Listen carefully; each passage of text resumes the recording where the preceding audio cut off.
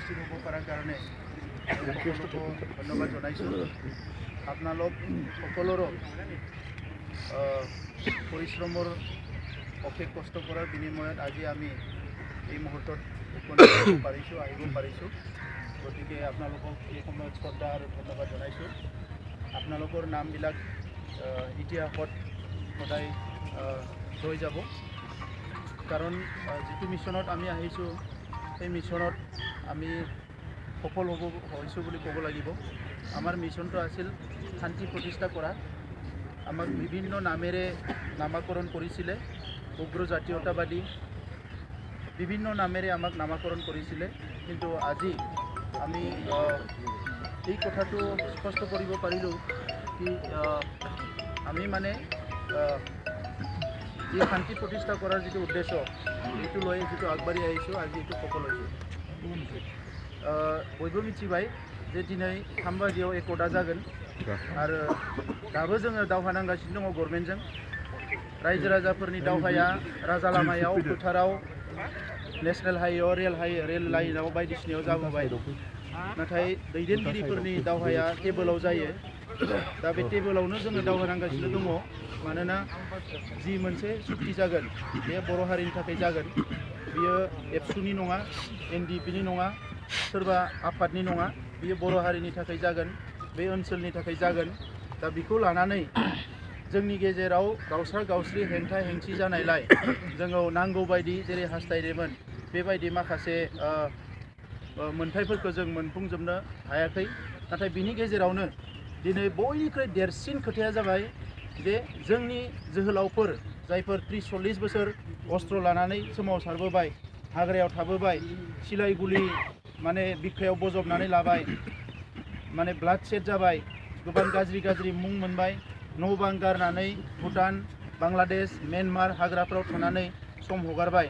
दा बे गासैखौबो दिनै मोनसे फिनिशिंआव लाबोनानै दिनै मोनसे सलुसन जानो थांगासिनो दङ। बे बर' हारिनि थाखाय जोबोद मोनसे हिस्ट्रिक सम आरो बेखौ फिनिशिं खालामनाया जोबोद गोब्राब मोनसे हाबाफारिमोन। दिनै गोबां हारियाबो सिलाय लानानै सोमावसारदों, नाथाय फिनिशिं खालामनो हायैनि थाखाय बै हारिफ्रा गुलाय गुजाय जादों। दा दिनैनि समाव जोङो खाफाल गोनां होनना बुंनांगोन। जि मोनसे उम्रुकेट थैजासे जेल जानायनि साजा फोसावदोंमोनब्लाबो दिनै बे सुक्तिनि गेजेरजों रन्जन दैमारि बिथांखौबो बेल लाना फैनानै बे सुक्तियाव मोनसे मा होनो बाहागो खालामनो हादों। दिनै हाग्रायाव थानाय जिफोर म्यानमाराव थानाय ग्रुपआ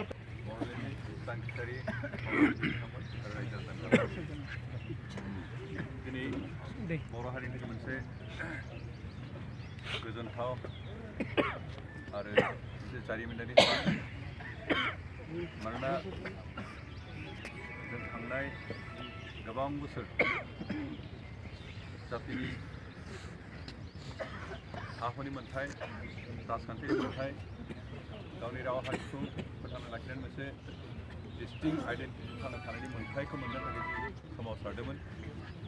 बे सोमावसारनाया दिनैनिफ्राय जोबथ'सिगोन। आं जोबथ'सिगोन होनदों जिहेतु दिनै जे सुक्ति खालामनो ओंखारदों बेयो जिहेतु जों लुबैनाय माखौ मोनजोबनो हायाखै आरो बेखौ मोनजोबनो थाखाय जों नाजानांगोन। बेनिखायनो दिनै आथिखालनि जे सोमावसारनाय बेयो दसेनि थाखाय साननै सानथामनि थाखाय जोबथ'सिगोन। बेनिखायनो जोंहा दिनै सुक्तिनि गेजेरजों जिफोर मोन्थाय मोनगोन बेखौ इमप्लिमेन्ट खालामनाय बाथ्रा दं। आरो सुक्ति खालामनाय गोरलै, बे सुक्ति खालामनाय जिखिनि मोन्थाय मोनदों बेखौ इमप्लिमेन्ट खालामनायासो गोब्राब बाथ्रा। दा बेखौ इमप्लिमेन्ट खालामनो थाखाय जों गासैबो बर' रायजो राजा, बर'नि गोरों गोरा, बर'नि मेलेमजिबिफोर, बर'नि गासै गौथुमफोर ज' जानानै बेखौ मावफुंनो नाजानांगोन। आरो दिनै सिमाखौ लानानै जोंनि एरिया गोलैला, जोंनि गामिफ्रा हाबलिया होननानै गोबां हाल्ला जादों। जों बिथांमोनखौ स्पेसियेलि आनडिभाइडेड जिथु सनितपुर बेखिनि एरियानि रायजोफोरखौ बेखौनो खावलायनो सानदों जे जों सरकारजों दासिमबो सावरायबाय थादों। सरकार बेखौ आसाम गभर्नमेन्टनिफ्राय मोनसे एसुरेन्स होदों जे गहपुरहालागै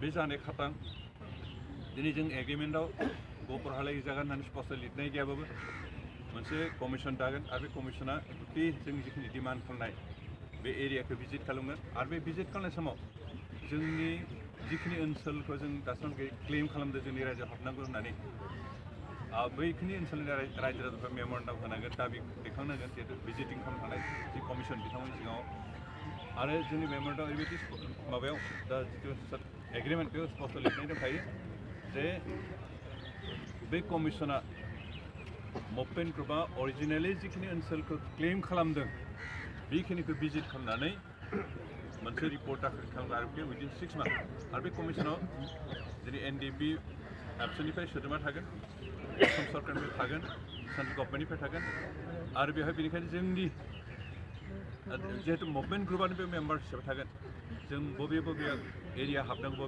बे एरियाफोरखौ जों सोनांगौ बेवहाय जोंनि बुंनाया बांसिन मागोन रज'गोन आरो बेनिखायनो बे सिमाखौ क्लियार खालामाखै हारिखै होननानै गोनो गोथो जानायनि बाथ्रा गैया जों रायजो राजा बिथांमोनखौ खावलायदों दैदेनगिरिफोरखौ खावलायदों जे धैर्य सहकारे